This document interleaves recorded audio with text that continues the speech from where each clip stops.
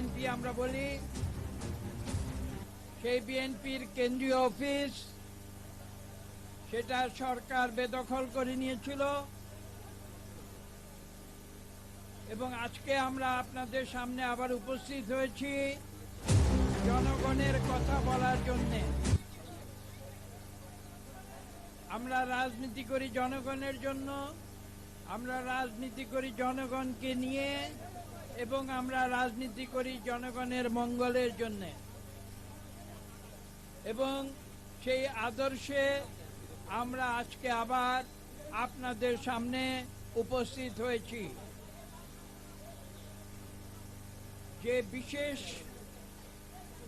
তথ্যগুলো আজকে আপনাদের সামনে উপস্থাপন করা হবে, আপনারা কিছুক্ষণ পরে পর্দায় দেখতে পাবেন।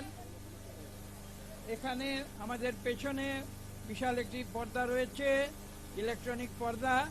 সেই পর্দায় আপনারা দেখতে পাবেন যে বিগত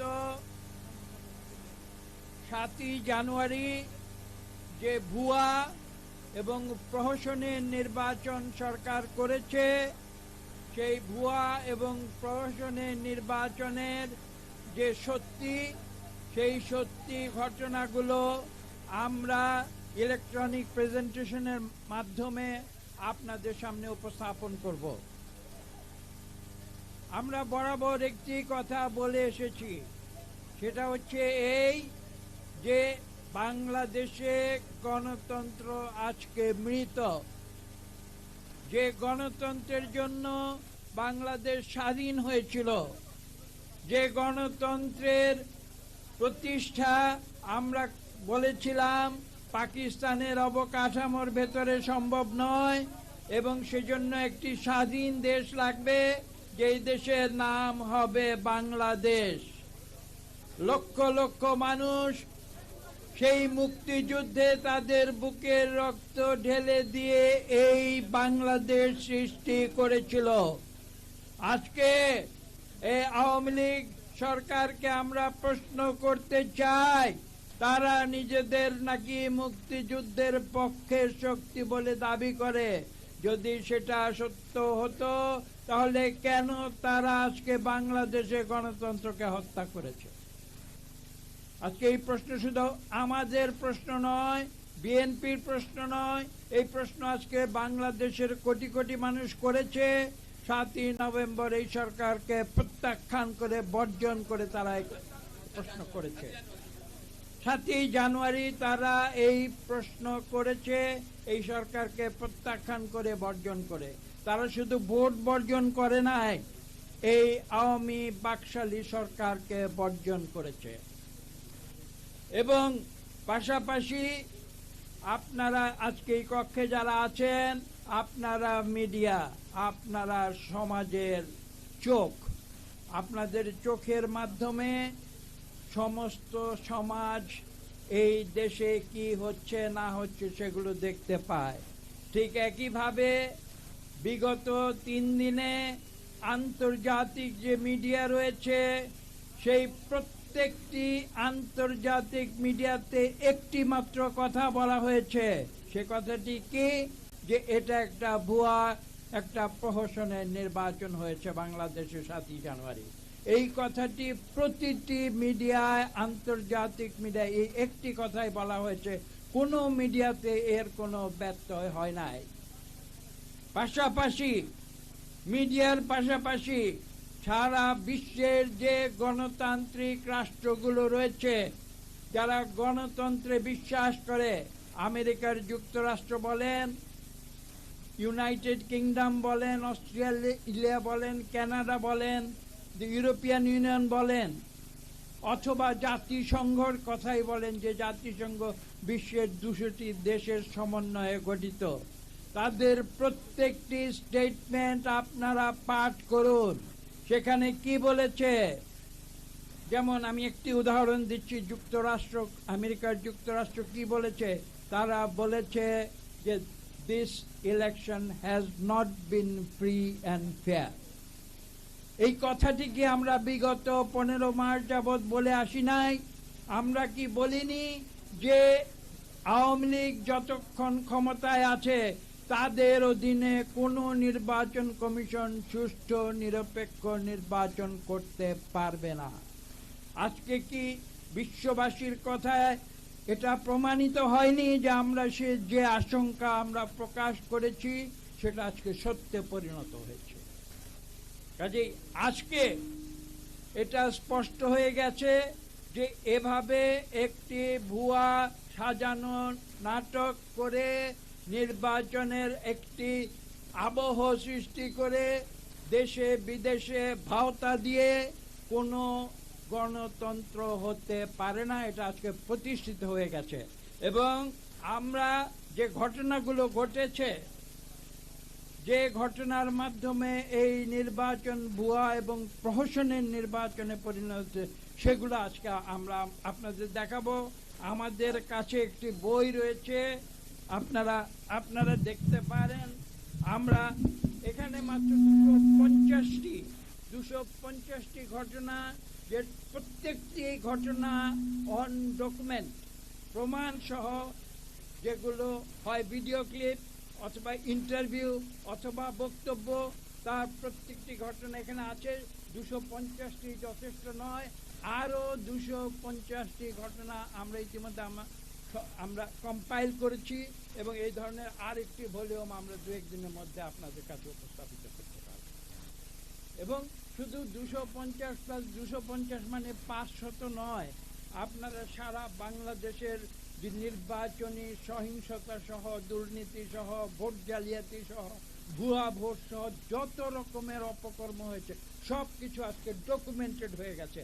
হয় আপনাদের মিডিয়াতে হয়েছে অথবা সোশ্যাল মিডিয়াতে হয়েছে। এগুলো আমাদের কথা নয়, এগুলো আপনাদের কথা।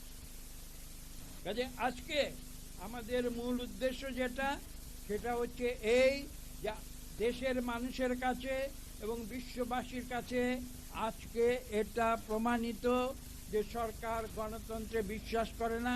সরকার যেটাতে বিশ্বাস করে সেটা হচ্ছে একদলীয় বাকশালী শাসন। এবং আপনারা জানেন, আপনাদের সহকর্মী নিউ ইয়র্কের টাইম ম্যাগাজিন, যেটা বিশ্বের একটি নামি দামি নিউজ ম্যাগাজিন, বহু পুরনো, শতবর্ষ পুরনো, তারা নিজেরা বাংলাদেশের বর্তমান সরকারকে কি নাম দিয়েছে আপনারা জানেন? বাকশাল 2। আমরা অতীতে বলেছি এটা হচ্ছে অলিখিত বাকশাল। আজকে নির্বাচনের পরে যা দাঁড়িয়েছে সেটা আর অলিখিত বাকশাল নয়। আপনারা জানেন সরকার অতীতে একটি গৃহপালিত অপোজিশন তৈরি করেছিল। এইবারও তারা চেষ্টা করেছিল গৃহপালিত অপোজিশন করতে গিয়ে তারা তাদের নিজেদের মধ্যে একটা বোঝাপড়া করেছিল যে 26টি সিট নাকি তারা দেবে একটি তৃতীয় পার্টি, যেটা জাতীয় পার্টি রয়েছে। বাস্তবে আমরা দেখেছি তারা বোধহয় 11টি সিট পেয়েছে। আমাদের কথা সেখানে নয়, আমাদের কথা হচ্ছে এই সরকার তারা সমস্ত সংসদকে নিজেদের ইচ্ছে মতো কুক্ষিগত করে নিয়েছে এই ভুয়া প্রহসনের নির্বাচনের মধ্য দিয়ে। এবং এটা আজকে স্পষ্ট হয়ে গিয়েছে যে 7 জানুয়ারি কোনো নির্বাচন হয়নি। আজকে জাতীয় সংসদে 300 সিটে, 299টি টু বি স্পেসিফিক, 299টি সিটে কে বিজয়ী, কে বিজিত, কে জয়ী, কে পরাজিত সেগুলো নির্বাচনে নির্ধারিত হয় নাই। এগুলা সব নির্ধারিত হয়েছে রাজধানী ঢাকার সর্বোচ্চ একটি টেবিলে, যেখানে সরকারের সর্বোচ্চ পর্যায় থেকে আগেই নির্ধারিত করে দেওয়া হয়েছে কে কত ভোট পাবে, কে কত শতাংশ ভোট পাবে এবং কোন সিট থেকে কে নির্বাচিত হবে। এটা আর এখন আমাদের কথা নয়, দেশে বিদেশে সমস্ত প্রমাণ সহ আজকে এটা বিশ্ববাসীর কাছে উদ্ভাসিত হয়ে গিয়েছে। বক্তব্য এখানে দীর্ঘ করার কোনো প্রয়োজন নেই, আপনারা সব কিছু জানেন। আমরা বক্তৃতা আপনারা দেখবেন ভিডিও ক্লিপে একটু পরে। এই সরকার সবচেয়ে দুঃখজনক, লজ্জাজনক এবং কলঙ্কজনক বিষয় হচ্ছে এই যে মানুষ ভোট চুরি তথা চুরি করে গোপনে। এই সরকার ভোট ডাকাতি করেছে প্রকাশ্যে। এতে লজ্জা এবং দুঃখ এবং কলঙ্কের বিষয় আর হতে পারে না। তারা প্রকাশ্যে আলোচনা করেছে, সিট ভাগাভাগি করেছে, কে কোন সিটে নির্বাচিত হবে সেটা নির্ধারণ করেছে প্রকাশ্যে, ইন ব্রড ডে লাইট। কাজে আজকে এই সরকার কোথায় নেমেছে সেটা আমাদের বলার অপেক্ষা রাখে না। আমি বক্তব্য দীর্ঘ করব না। আমাদের কি ভিডিও ক্লিপ রেডি আছে? ভিডিও ক্লিপ দেখাবে। আমি সর্বশেষ একটি কথা বলি, কিছু মনে করবেন না। আমরা বিএনপি একটি উদারনৈতিক গণতান্ত্রিক রাজনীতির আদর্শে বিশ্বাসী। আমাদের শহীদ প্রেসিডেন্ট জিয়া রহমান বলেছিলেন, জনগণ সকল ক্ষমতার উৎস। আমরা জনগণের ক্ষমতায় বিশ্বাসী। সে কারণে আমরা জনগণকে সঙ্গে নিয়ে আমরা বাংলাদেশে গণতন্ত্র পুনঃপ্রতিষ্ঠার সংগ্রামে আছি। যেভাবে একদিন শহীদ প্রেসিডেন্ট জিয়া রহমান বাংলাদেশে বহুদলীয় গণতন্ত্র ফিরিয়ে দিয়েছিলেন, এবং যেভাবে একদিন আমাদের দেশনেত্রী বেগম খালেদা জিয়া এই দেশে পার্লামেন্টারি গণতন্ত্র ফিরিয়ে দিয়েছিলেন, আমরা সেই আদর্শে আমাদের ভারপ্রাপ্ত চেয়ারম্যান জনাব তারেক রহমানের নেতৃত্বে আমরা রাজপথে আন্দোলনে আছি, রাজপথে আন্দোলনে থাকব। এবং ইনশাআল্লাহ আমাদের উদ্দেশ্য ক্ষমতা নয়। বিএনপি ক্ষমতার জন্য রাজনীতি করে না, বিএনপি রাজনীতি করে জনগণের অধিকার প্রতিষ্ঠার জন্য। কাজে সেই আন্দোলনে আমরা আছি। আমরা জনগণের ভোটের অধিকার, জনগণের অর্থনীতির সাম্যের অধিকার এবং জনগণের গণতন্ত্রের অধিকার আমরা ইনশাআল্লাহ জনগণের কাছে ফিরিয়ে দেব। এবং ভবিষ্যতে আমরা এমন একটি পরিবেশ বাংলাদেশে সৃষ্টি করব যেখানে সুষ্ঠু নিরপেক্ষ নির্বাচনের মাধ্যমে জনগণের সরকার বাংলাদেশে প্রতিষ্ঠিত হয়। আপনাদের ধন্যবাদ। এখান থেকে সরে এই স্ক্রিনে দেখাবে তো, এখান থেকে সরতে হবে। পিছিয়ে যান, পিছিয়ে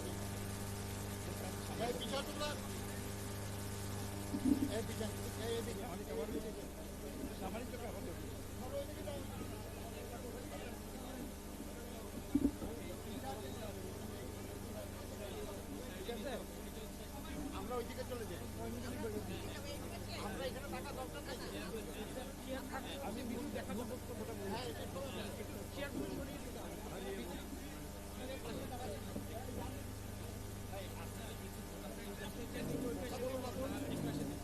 এখানে আমরা বুঝতে পারছি টাকা বেগে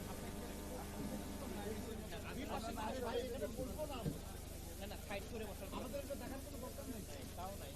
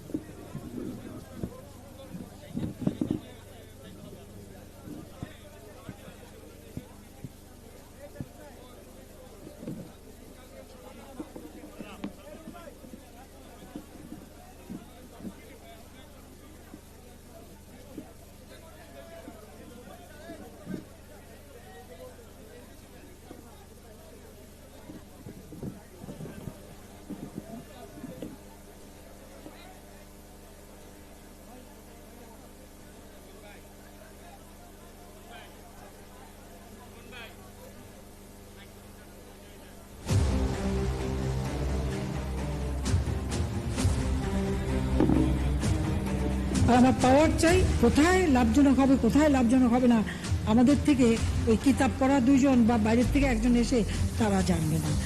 I want power, absolute power, and that's all. Hearing the words and the way she says them, you might think that you are listening to the voice of a dictator rather than the Prime Minister of a democratic country. We are talking about a country where one person decides the electoral fate of all 350 members of the parliament. In the last election of January 7th, we saw the occurrence of such events. Where there is no opposition, the so-called opposition party in the parliament, the Jatiya Party has acted as an opposition party to compromise with only 26 seats thrown away by the faithful controller, and the remaining 220 of the party's deprived members have withdrawn from the contest before the start of the election. Those who had heated up the election field were either the nominees of the government party or its B team. আমরা কেউ আওয়ামী লীগের বাইরে না, আমরাই নৌকা, এখানে eagle মার্কাই নৌকা মার্কা, বুঝেন নাই? Products of the same party with the blessing of the party chief, in their language, dummy candidates, or so-called independents. The entire incident is a reflection of the plan of 50 years ago, the Farcical system, created by the Prime Minister's father, was a one-party rule in Bangladesh where there were no such thing as an opposition party. Everyone participating in the election is nominated by only one party. Today, the countrymen have to swallow the bitterness of the election of that Farcical system. There were two options before the people. One, vote to legitimize this sham election of dictatorship, or reject the election and let them know that the people are boycotting this sham election in disgust. People today spontaneously chose the second option. Martyred President Ziaur Rahman, the founder of Bangladesh Nationalist Party, the promulgator of independence, came to responsibly managing the country and put an end to the one-party rule and return the country to a multi-party democratic system. And the former Prime Minister Begum Khaleda Zia gave two unique gifts to the nation. First, it was under her leadership that the parliamentary democratic system was established and the caretaker government system for national elections under non-partisan government as a symbol of public confidence, an excellent electoral system. This proved to be a very excellent election method for the country. But Awami League, which won the elections held under the caretaker government in 2008, used the court system as a part of their far-reaching conspiracy and nefarious plan to permanently grab the power and establish an authoritarian system of governance in Bangladesh. As part of their far-reaching conspiracies and nefarious plans, and to keep power in perpetuity and establishing Sheikh Hasina's authoritarian rule, the caretaker government system was removed from the constitution. It gave birth to an electoral system where the Prime Minister and members of Parliament can participate in elections without resigning from their posts. They have also removed the referendum system, which is essential for such a big change in the constitution. Bangladesh Nationalist Party has been protesting against these anti-people activities from the very beginning. The people of the country have much regrettably lost their opportunity to exercise their right to vote, and this government has from the very beginning sought to divert the people from voting by making the right to vote meaningless so that their hold on power is not questioned. The first evidence of which was seen in 2014 national elections, where the people of Bangladesh were cheated of their constitutional electoral right to vote, and hence deprived of their right to their electoral franchise, when 153 candidates were elected to the parliament totally unopposed, undermining the entire essence and spirit of free, fair and participatory elections. In 2018, the mass public witnessed another novel fraud of midnight election. On the assurance of today's Prime Minister, even Bangladesh Nationalist Party participated in that tainted election of 2018. But along with the people of the country, BNP was also cheated that day.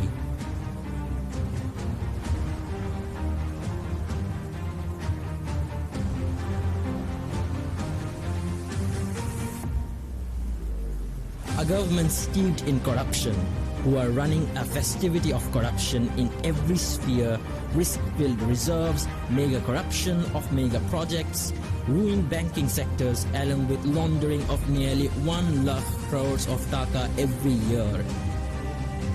The police and the administration have been made 100% party obedient and partisan. The judicial system is questionable, and an ineffective and spineless election commission has been added to it. What other option did the BNP and their like-minded parties have but to boycott the election in protest of such a staged sham election? The so-called national election of January the 7th is a clear proof that there was not the slightest mistake in their decision. What did the world see? Every polling station is empty of voters from the morning till evening.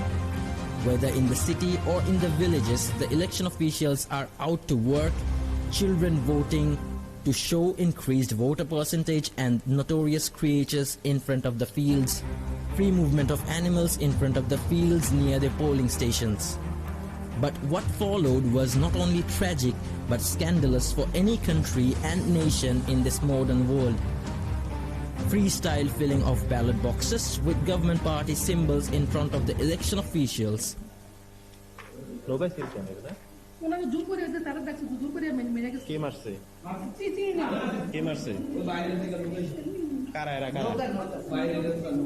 A failed attempt to deceive the election observers by showing an artificial crowd with no voters standing.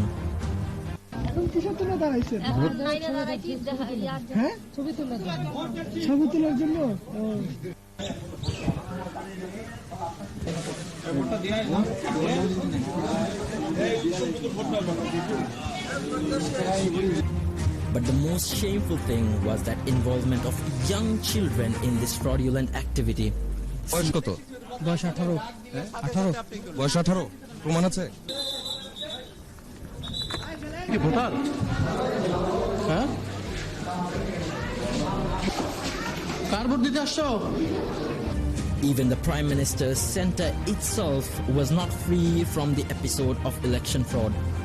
The official result sheets showed that she got 100% of the voters cast in one center, while other candidates got 0 votes. In another center, her votes were more than the number of total votes casted. Of course, as it relates to the Prime Minister herself, it may be corrected by now. The constituency of the General Secretary of Awami League was not spared from electoral lawlessness. There were also numbers of cases were seen of publicly giving the seals to both symbol, which is the symbol of Awami League. জুমায়ে seal মারতেছে ওয়াজুল কাদেরের vote বিচিত্র। এই নির্বাচনের নাম হলো বাল্য নির্বাচন। শেখ হাসিনাকে চুরি করে নির্বাচন তৈরি হওয়া লাগলো। সবচেয়ে বেশি ওয়াজুল কাদেরের এলাকায় চুরি হয়েছে। The constituency of Prime Minister's private investment advisor Salman F. Rahman was also not left out. Dhaka 1 আসনে দোহারের মকসুদপুরের শাইনপুকুর সরকারি প্রাথমিক বিদ্যালয় কেন্দ্রে সাধারণ শিশুদের দিয়ে ভোট দেওয়ার অভিযোগ এমন প্রমাণও পাওয়া গেছে। নির্বাচনী কর্মকর্তা বললেন যে বিষয়টি নিয়ে তার কিছুই করার ছিল না। There were incidents of fake voting by sealing the ballots by party men openly. BBC, Deutsche Welle, AFP and most of the first-line media outlets of the country and around the world gave eyewitnesses accounts of all these crimes throughout the day.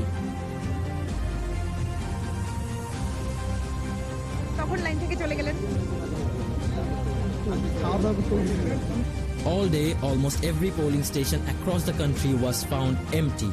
But in the afternoon, all on a sudden, the Chief Election Commissioner gave information to the public of 18.5% voter count. But almost all television reports in Dhaka itself say that this rate is not more than 5 to 7%.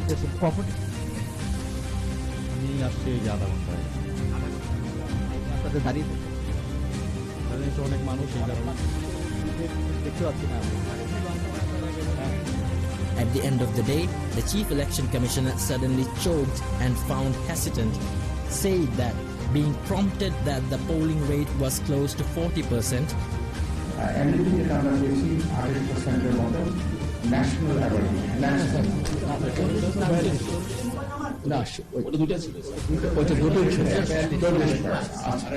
Because, like him, everyone in the country knows how much to say the polling rates. Several Awami League leaders are confessing to their past misdeeds by self-immolation today. How they sealed thousands of ballot boxes the night before the voting of 2018. Clashes in between the government parties, members, burning of polling stations, shootings, amputations of hands, severe injuries and murders were not left out. This so-called election unwittingly created a plebiscite referendum where 90% of the people abstained from voting and showed unwavering support for the necessity of a caretaker government as demanded by Bangladesh Nationalist Party, and it proves their victory. প্রত্যেকটা বুথে প্রায় একই scenario যে 431টা vote আছে, তার মধ্যে vote করেছে 3টা, 450টা ভোট আছে, তার মধ্যে ভোট করেছে 9টা। এরকম ভাবে আসলে খুব কম সংখ্যক ভোট আমরা দেখতে পাচ্ছি। Old age allowance cards, widow allowance cards, disabled cards and national identity cards, withholding them, threat of not burial after death, fear of torture by Awami cadres, call to go to polling stations on mosque microphones. Nothing could make 90% people to go to the polling station. We know that historically no dictator has lasted forever, and Bangladesh will be no exception. This farcical election on January 7th undoubtedly took the movement to overthrow the dictatorship a step forward. Even in the midst of 100 disappointments, some convincing realities reveal our intuition, and I would like to introduce you to such a scenario.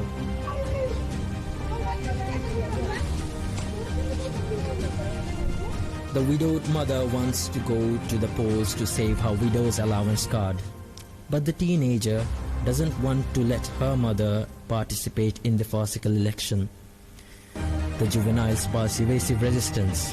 Mother, don't beg for your widow's allowance card. I will work as a farm laborer to support the family, but you, please don't go. What a cruel blackmailing about the government's social security program. Alas, this is not the Bangladesh we want to live in. Bangladesh will not lose its way as long as these confident children and teenagers who are behind our eyes remain in this country.